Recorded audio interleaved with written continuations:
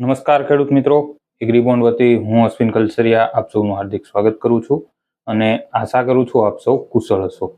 હવે આજે ખાસ મળવાનું એક માટે થયું કારણ કે કાલે તારીખ 26/11/2023 રોજ એટલે કે રવિવાર ગુજરાતમાં ખાસ કરીને ખેડૂત મિત્રો માટે બહુ ભારે દિવસ હતો કારણ કે અચાનક કમોસમી વરસાદ જે માવઠું આવ્યું હતું એના કારણે ભારે પ્રમાણમાં ગુજરાતમાં મોટાભાગના ખેડૂત મિત્રોને નુકસાન ગયું છે. કાલે અમને વોટ્સએપ ઉપર પણ ઘણા બધા ખેડૂત મિત્રોએ પાકના વિડીયો ફોટો એવું મોકલેલું હતું કે વરસાદને કારણે શું શું પરિસ્થિતિ ઉત્પન્ન થઈ છે. આ માટે એગ્રીબોન્ડ દરેક ખેડૂતની સાથે છે, ડગલે ને પગલે હંમેશા ખેડૂત મિત્રોની સાથે રહેશે અને અમારી સહાનુભૂતિ હાલ બધા જ ગુજરાતના તમામ ખેડૂત મિત્રો સાથે છે.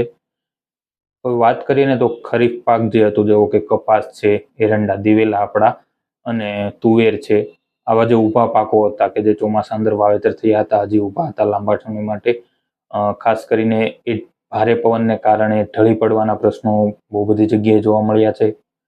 અને હવે વાત કરીએ કે જે શિયાળુ પાક હતા કે જે જીરું છે, ધાણા, ચણા છે, વરિયાળી છે, આપણે રાયડો છે, આ સિવાય ડુંગળી અને લસણનું પણ વાવેતર કરેલું છે. તો જે આવા શિયાળુ પાક જે હાલ જ થોડા સમય પહેલા જ વાવેતર થયા છે, ઉગી રહ્યા છે, આવા પાક માટે પણ આ જે માવઠું છે બહુ જ ખરાબ રીતે સાબિત થઈ ચૂક્યું છે કારણ કે હજી પાક ઉગી રહ્યો હતો, ઘણી જગ્યાએ તો બરફ કરા પડવાના પણ પ્રશ્નો બન્યા છે કે જેના કારણે શું થાય છે કે એકદમ ઠંડુ પાણી હોય છે. એક તો શિયાળો ચાલુ છે, તાપમાન નીચું છે, ઉપરથી આટલો ઠંડો વરસાદ પડે છે જેના કારણે છોડ છે એ થ્રીજી જાય છે, તેની જે વિકાસ કરવાની ક્ષમતા હોય છે એ ત્યાં જ અટકી જાય છે, વિકાસ રૂંધાઈ જાય છે, ઘણીવાર છોડ સુકાઈ જાય છે આના કારણે.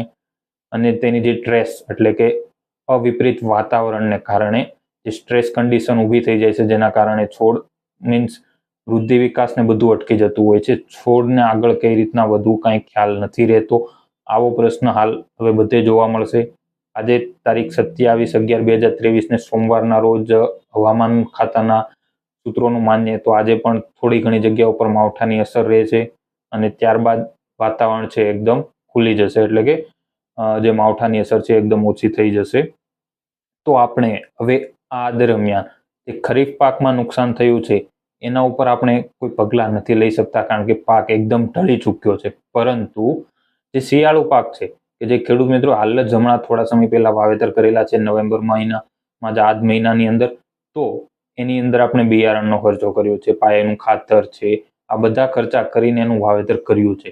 તો હાલ જેટલી પણ શક્યતા છે એને બચાવવા માટે, શિયાળુ પાકને બચાવવા માટે એ તમામ પગલાં આપણે લેવા જોઈએ.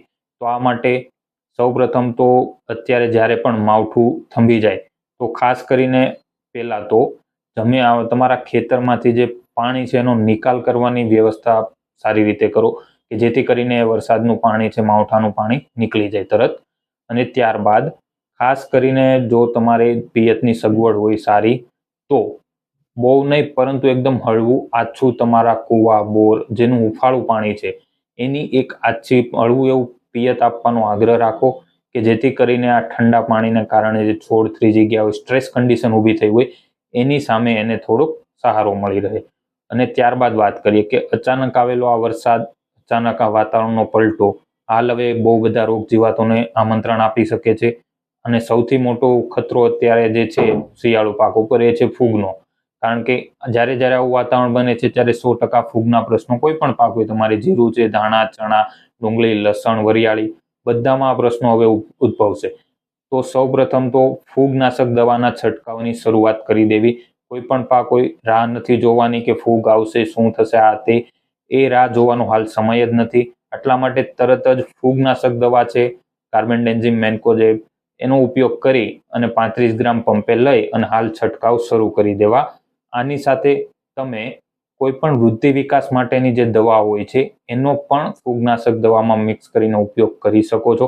એટલા માટે અથવા તો પિયતમાં પણ આપી શકો કારણ કે હાલ છોડને એની ખૂબ જરૂરિયાત રહેતી હોય છે. ફૂગ સામે રક્ષણ મળી જશે ફૂગનાશકથી, પણ જે વૃદ્ધિ વિકાસ રૂંધાઈ ગયો છે, જે એને પોષક તત્વો હાલ મેળવવા માટે તકલીફ પડી રહી છે, એ માટે જો એને અત્યારે આપી દેશો વૃદ્ધિ વિકાસ માટે દવા તો ખાસ આનો બહુ સારો ઉપયોગ થશે જેના કારણે છોડનો અટકી ગયેલો વિકાસ આગળ વધી શકે છે.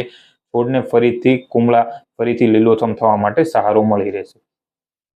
ખાસ તમે એગ્રીબોન્ડનું જે ઓલ ઇન વન છે એ તમે વાવણીથી કાપણી માટે આપણે ઉપયોગ જણાવતા હોઈએ છીએ. આ વિપરીત વાતાવરણની અંદર એ પણ ખૂબ સારું એવું તમને ઉપયોગી થશે. એનો પણ તમે ઉપયોગ કરી શકો છો ફૂગનાશક સાથે મિક્સ કરીને, એટલે જેના કારણે છોડને વિપરીત વાતાવરણ સામે પણ રક્ષણ મળશે અને વૃદ્ધિ વિકાસમાં પણ સહારો મળશે. ખાસ આ એક કપરો સમય છે, કારણ કે હાલ ખેડૂત મિત્રો માટે જે શિયાળુ પાકનું વાવેતર હતું, ખરીફ પાકમાં તો ભારે નુકસાન જ છે, કારણ કે કાલે જે વિડીયો અમે જોયા છે, અમને ખ્યાલ છે ખેડૂત તરીકે આવા દ્રશ્યો જોવા ખૂબ જ મુશ્કેલ બની જતા હોય છે આપણા માટે. શિયાળુ પાક હજી ઉગીને ઊભો થયો છે ત્યાં જ જે કન્ડિશન કાલના વિડીયો અને ફોટોમાં જોઈ છે, અને મેં કીધું એમ ખેડૂત તરીકે આ બધું જોવું મતલબ બહુ મુશ્કેલ બની જતું હોય છે અમારા માટે પણ. એટલે આવા કન્ડિશનની અંદર હાલ આપણે બની શકે એટલું પ્રયાસ કરીએ કે જે નિષ્ફળ ગયો છે પાક એની પાછળ રોવા કરતા હાલ જેટલી શક્યતા બને આપણે બીજા પાકને બચાવવાનો પ્રયત્ન કરીએ. શિયાળુ પાકમાં હાલ આપણે એક કોશિશ કરી શકીએ છીએ, તો આ શરૂઆતના સ્ટેજમાં જ આટલો ખર્ચો કરી ચૂક્યા છીએ, તો હાલ પાકને બચાવવા માટે પણ થોડી વધારે મહેનત કરી લઈએ. અને જે પણ તમારે ખેતીને લગતો કોઈ પણ પ્રશ્ન હોય છે, તમે એગ્રીબોન્ડની કૃષિ આપણે પૂછો પ્રશ્નમાં પૂછો. બનશે ત્યાં સુધી આપણે વહેલી તકે બધાને જવાબ આપવાની કોશિશ પણ કરશું. અને અમારા એગ્રીબોન્ડ તરફથી પણ અમે સરકારને પણ અપીલ કરશું કે બની શકે તો આ જે બન્યું છે એના ખેડૂતોને જે નુકસાન થયું છે એ માટે સરકાર પણ ખેડૂતોને એક સહાયતા પૂરી પાડે. અને ડગલે ને પગલે એગ્રીબોન્ડ તમારી સાથે છે. કંઈ પણ જરૂરિયાત હોય અમારી તરફથી બનતા અમે બધા જ પ્રયત્નો હાલ ખેડૂત મિત્રો માટે કરવાની કોશિશ કરી રહ્યા છીએ, એના પણ વિચારણા પણ છે. અને બનશે ત્યાં સુધી અમે ડગલે ને પગલે તમારી સાથે જ છું, અને અમે આ બાબત પર વિચારણા પણ કરશું અને ખેડૂતોને સહાયતા પૂરી પાડી શકીએ માટે પણ અમે પૂરા પ્રયત્ન કરશું. હાલ એક સાચી અને સચોટ કૃષિ માહિતી સ્વરૂપે તમને એક સહાયતા પૂરી પાડીએ છીએ. તો આને અપનાવો, વધુમાં વધુ આ વિડીયો એ ખેડૂત મિત્રોને શેર કરો કે જેમણે શિયાળુ પાકનું વાવેતર કરેલું છે, માવઠાની અસર જેના ખેતરમાં થઈ છે, જેથી કરીને પાકને બચાવવા માટેનો એક રસ્તો આપણને મળી જાય. હાલ આપણે વિદાય લઈએ, ફરીથી મળશું કોઈ નવા જ પ્રશ્ન સાથે. પણ હાલ પૂરતું મારી સહાનુભૂતિ, એગ્રીબોન્ડની સહાનુભૂતિ ગુજરાતના તમામ ખેડૂત મિત્રો સાથે છે. અને કંઈ પણ પ્રશ્ન હોય એગ્રીબોન્ડના સંપર્ક જરૂર કરજો. ધન્યવાદ.